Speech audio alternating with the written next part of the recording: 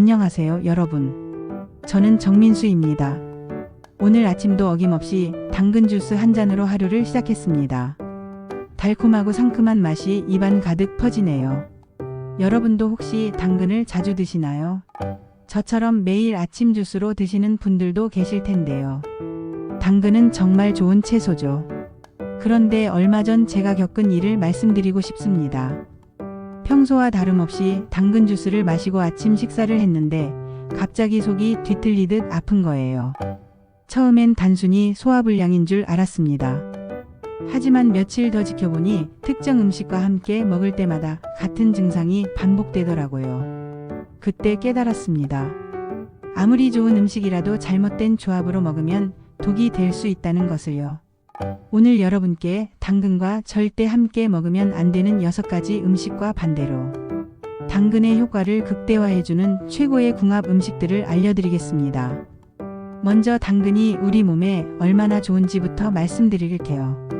당근에는 베타카로틴이 풍부하게 들어있습니다. 이 베타카로틴은 우리 몸에서 비타민 어로 변환되어 눈 건강을 지켜주는 핵심 영양소예요. 제가 40대 중반이 되면서 눈이 침침해지기 시작했는데 당근을 꾸준히 먹으니 확실히 시력이 개선되는 느낌이 들었습니다. 또한 당근에는 식이섬유가 매우 풍부해서 장 건강에도 탁월한 효과가 있어요. 변비로 고생하시는 분들에게 특히 좋습니다. 그리고 강력한 항산화 작용으로 피부 노화를 막아주고 면역력도 높여줍니다. 저희 어머니께서 당근을 꾸준히 드신 후 피부가 훨씬 좋아지셨다고 하시더라고요. 이렇게 좋은 당근이지만 잘못 먹으면 오히려 해가 될 수 있다는 사실을 아시나요? 첫 번째로 주의해야 할 음식이 바로 오이입니다. 어느 날 저는 평소처럼 샐러드를 만들어 먹었어요. 당근과 오이를 듬뿍 넣고 드레싱까지 뿌려서 맛있게 먹었죠. 그런데 며칠 후 블로그 독자분이 질문을 하나 주셨습니다. 당근과 오이를 함께 먹으면 안 좋다는데 사실인지 궁금하다고요. 처음엔 말도 안 된다고 생각했어요. 그런데 자료를 찾아보니 깜짝 놀랐습니다. 당근에는 아스코르비나제라는 효소가 들어있는데 이 효소가 오이에 포함된 비타민 C를 파괴한다는 거예요. 즉, 당근과 오이를 함께 먹으면 오이의 소중한 영양소를 제대로 흡수할 수 없게 되는 거죠. 만약 꼭 함께 드시고 싶다면 기름에 살짝 볶아서 드세요.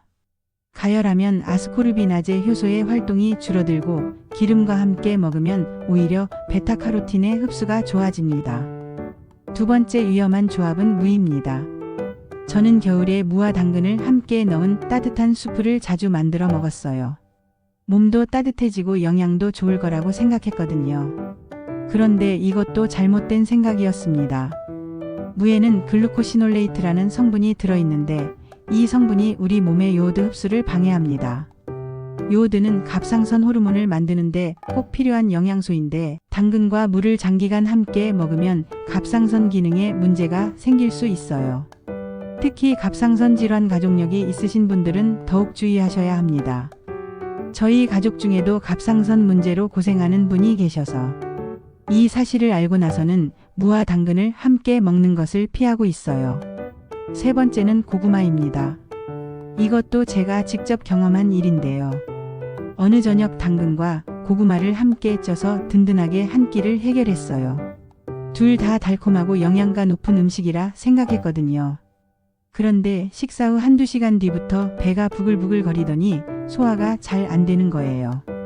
알고 보니 당근과 고구마 모두 식이섬유가 매우 풍부한 음식이어서 한꺼번에 많이 먹으면 위장에 부담을 준다는 사실을 알게 되었습니다. 좋은 음식이라도 과유불급이라는 말이 정말 맞는 것 같아요. 특히 평소 위장이 약하신 분들은 당근과 고구마를 함께 드실 때 소량씩 드시거나 시간 간격을 두고 드시는 게 좋겠습니다. 가장 위험한 네 번째 조합은 동물의 간입니다. 소간, 돼지간, 닭간 모두 해당되는 이야기예요. 제 친구가 몸보신을 위해 간 요리를 추천해줬는데 당근과 함께 먹으면 더 좋을 거라고 생각했었어요. 하지만 이는 정말 위험한 조합입니다. 당근의 베타카로틴과 동물 간의 레티놀이 만나면 체내에서 비타민 어가 과다하게 축적됩니다. 비타민 어는 지용성 비타민이라 몸 밖으로 쉽게 배출되지 않거든요. 비타민 어가 과다 축적되면 간 독성이 나타날 수 있고 심한 경우 위벽이 손상되기도 합니다. 두통, 구토, 시야 장애까지 올 수 있어서 정말 주의해야 해요. 저는 이 사실을 알고 나서 절대 함께 먹지 않기로 했습니다. 5번째는 레몬입니다. 상큼한 레몬과 당근의 조합, 언뜻 보면 비타민이 풍부해서 좋을 것 같죠. 하지만 레몬의 강한 산성 성분이 베타카로틴의 흡수를 방해합니다. 또한 공복에 함께 먹으면 위산이 과다 분비되어 위장에 부담을 줄 수 있어요. 6번째는 오렌지입니다. 특히 당근과 오렌지를 함께 갈아서 주스로 마시는 분들이 계실 텐데요. 저도 한때 이런 주스를 즐겨 마셨거든요. 그런데 공복에 마시면 속쓰림이 심하더라고요. 오렌지의 산성 성분과 당근이 만나면 위장에 자극을 주고 당분이 높아져 혈당도 급격히 올라갑니다. 또한 신장에도 부담을 줄 수 있어서 당뇨나 신장 질환이 있으신 분들은 특히 주의하셔야 해요. 실제로 제가 실험해 봤는데 공복에 당근 오렌지 주스를 마신 후 속이 쓰리고 불편한 증상이 나타났습니다. 이후로는 다른 과일과 조합해서 드시기를 권합니다. 이제 당근과 찰떡궁합인 음식들을 알려드릴게요. 첫 번째는 올리브 오일입니다.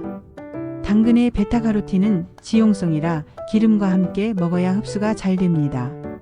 특히 올리브 오일은 단일불 포화 지방산이 풍부해서 베타카로틴 흡수를 극대화해주면서 혈관 건강까지 지켜줍니다. 저는 당근을 올리브 오일에 살짝 볶아서 드시는데 시력 개선 효과가 확실히 느껴져요. 피부도 훨씬 촉촉해졌고 탄력도 좋아진 것 같습니다. 두 번째는 호두입니다. 호두의 오메가3 지방산이 당근의 항산화 효과와 시너지를 냅니다. 뇌 건강과 심혈관 건강을 동시에 지켜주고 염증을 완화하는 효과도 뛰어나요. 저는 당근 샐러드 위에 호두를 토핑으로 올려서 먹는데 정말 맛있고 영양도 풍부합니다. 세 번째 최고의 조합은 아보카도입니다. 아보카도의 건강한 지방이 당근의 베타카로틴 흡수를 도와주고 함께 먹으면 강력한 항산화 효과를 발휘합니다. 노화 방지에 특히 좋아서 요즘 제가 가장 즐겨 먹는 조합이에요. 네 번째는 생강입니다. 생강은 소화 기능을 개선해 주어 당근의 영양소를 더 잘 흡수할 수 있게 도와줍니다. 또한 염증을 완화하고 혈액순환을 개선하는 효과도 있어요. 저는 아침에 당근 스무디를 만들 때 생강을 조금씩 넣어서 마시는데 속도 편하고 몸이 따뜻해지는 느낌입니다. 5번째는 계란입니다.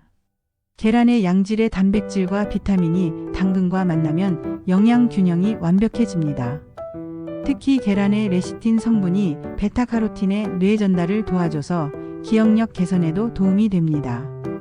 저는 요즘 아침마다 당근 스무디 한 잔과 삶은 계란 하나로 간단하면서도 영양 만점인 식사를 하고 있어요. 여기에 생강을 조금 넣으면 하루 종일 활력이 넘칩니다. 지금까지 당근과 피해야 할 6가지 음식과 궁합이 좋은 5가지 음식을 말씀드렸습니다. 정리해보면 오이, 무, 고구마, 동물간, 레몬, 오렌지는 당근과 함께 먹지 마시고 올리브오일, 호두, 아보카도, 생강, 계란은 당근과 함께 드시면 건강 효과가 배가 됩니다.